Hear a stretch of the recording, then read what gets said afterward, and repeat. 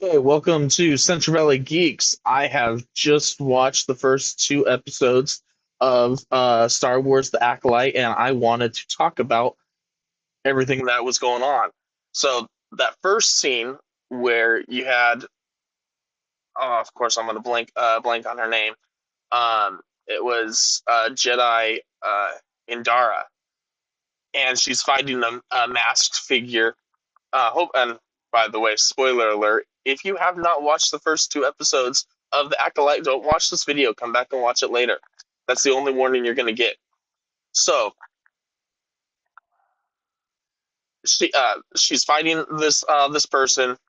It actually starts out kind of humorous. They're at a table. She walks up to the Jedi. She's like, "I'll fight me with all your strength." And everyone at the table, knowing who the Jedi Master is, they just start laughing, and they get up to try to kick the girl's ass, and they all fail at it.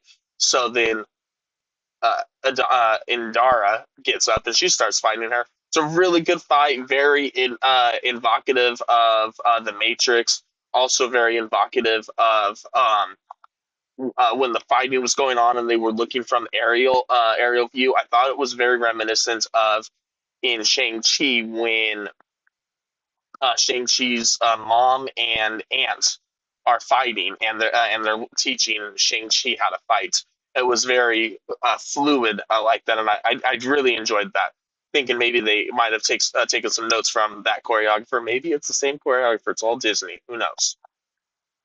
But after that, the murderer girl, or the girl who wants to kill the Jedi, we don't really know who she is yet.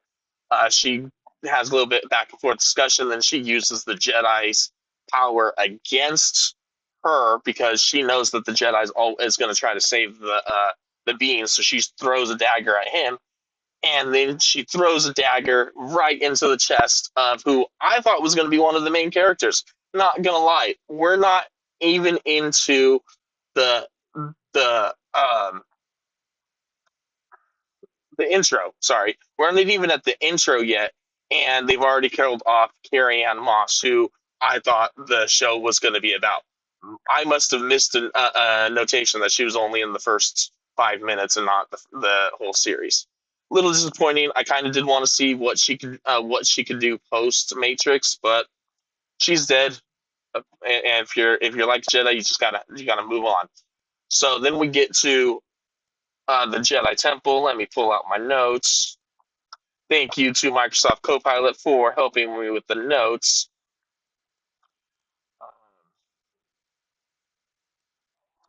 I know me reading the notes is very entertaining. I am sorry. So we see the green bald headed chick, the green headed um, Jedi, completely blanked there. Her name is Amanda um, Amandla Steinberg. Oh no, I'm sorry. That's my bad. That's the name of the actress who plays the girl we just saw fight Carrie Ann Moss. Maybe I should have read these notes first. I was a little excited to get on and talk about it. I haven't had a chance to get on and talk about stuff since Cisco Day. So then I watched it. Unfortunately, Sean wasn't able to join us tonight, so I'm just talking to you and myself and my iPad. Um, So they bring the dude who who almost got killed by her to another girl who's living on a ship, and she's what they call a mencock or something like that. I don't know.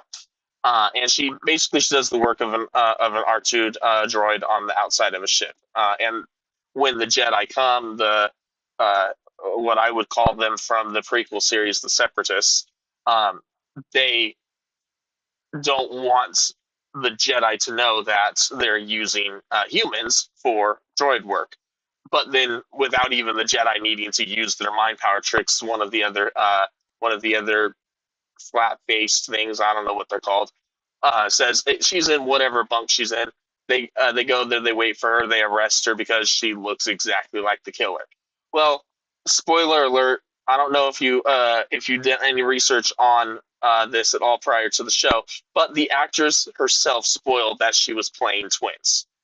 And I am glad that both twins have survived the first episode and the second episode, because my experience with twins in sci-fi recently is from Picard, where they killed off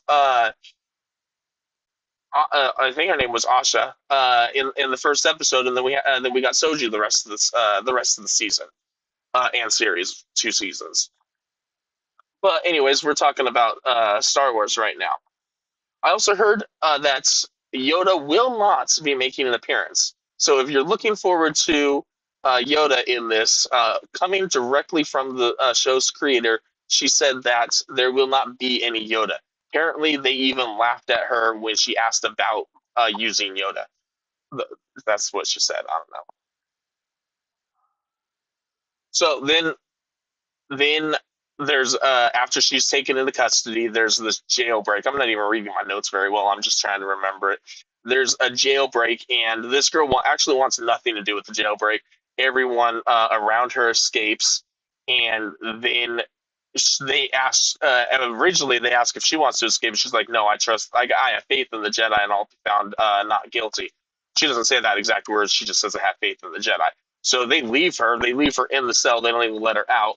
She's reaching through the gate, and this is where we know 100% that she is not the same person who was fighting Carrie Ann Moss, because she's reaching for her pip, not the pip from Fallout, but the pip droid, and she cannot use the Force to make it come to her. So that's where we definitely know it's a different person. Um, then she straps herself in. She survives the crash on to the planets. She has a vision where she finds out that her twin sister is alive. They have a conversation in their head. Don't know if it's a mutual conversation. Don't know if it's just like maybe force remnants. Hopefully, we'll find out more down the road. But when she does actually wake up, she grabs some supplies that she takes off. And I'm not gonna lie, besides the Mandalorian ep- season 2, episode 2, I think maybe episode 3, with the Frog Lady and Amanda landing on the ice planet and in a cave. My first thought when she goes out there is, "Ooh, this is a cave episode." I'm a Trekkie. I'm a Trekkie first, but and I went to cave episode. I just also rewatched all of Lower Decks. So this suddenly turns into a cave episode where they're walking down the corridors. The Jedi Soul guy, he can sense that Osha went this way, so he goes that way to follow her. They confront her. She falls off a cliff, accidental. She doesn't actually jump. It's her foot slips. She's just trying to tell them it didn't me. It was the one-armed man. Very very reminiscent of the fugitive. And I'm sorry to anyone under the age of 35 who does not get that fugitive reference.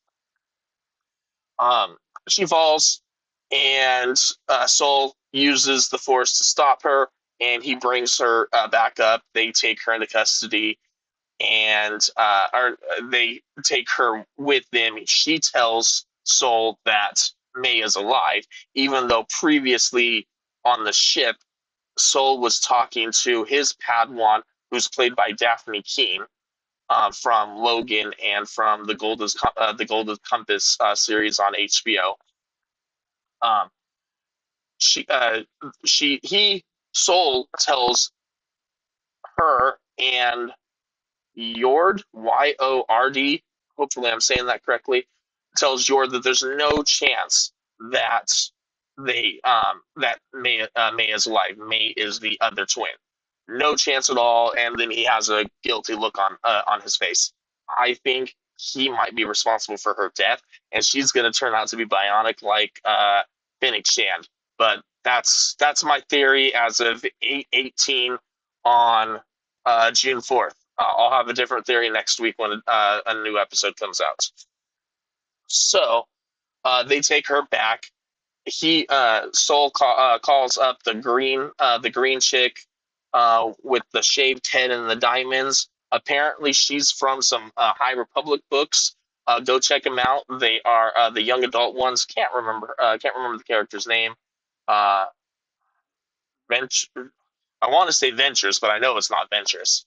But he hollow talks to her, and they decide that Osha probably isn't guilty because another Jedi was attacked, Jedi Torben.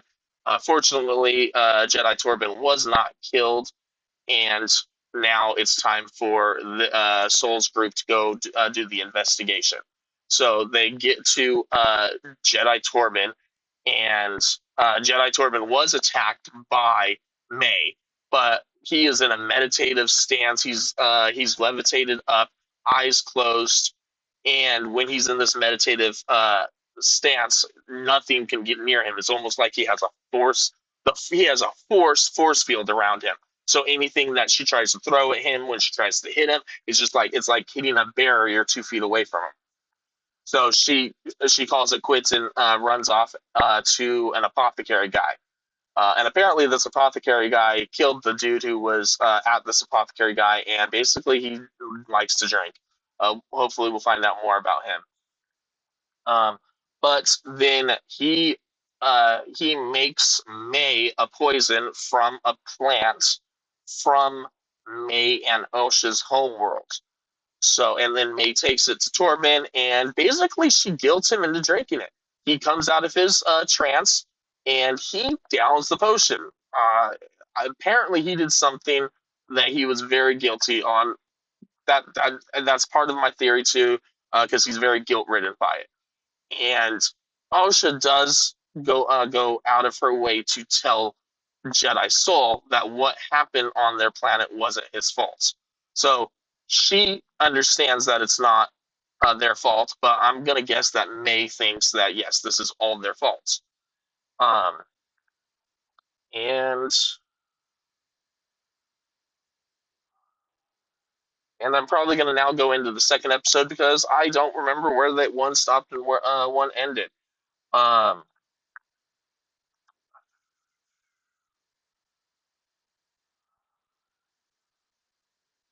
So we do find out that I don't know at one point.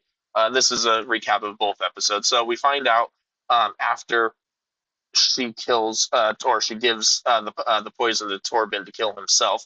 We find out that um, kind of that she's working for another person that she doesn't even know because she's confronted by Jedi Soul.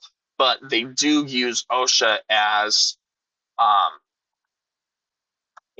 in disguise to trick the apothecary guy into giving up some information, and he gives up enough information, but then he realizes that he's talking to the twin and not May. At that point, he's surrounded by the Jedi, and he sells her out in a heartbeat. He doesn't even flinch to sell her out. Um, so I thought that was funny. It's just like he sold her out faster than anything. And from there,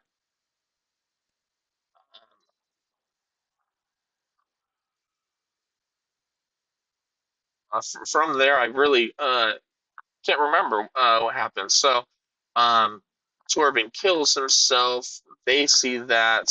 They follow him. Oh, they're able. They do get into a combat with May. May is attacking. She attacks Soul, and Jedi Yord stops the blade from going to him.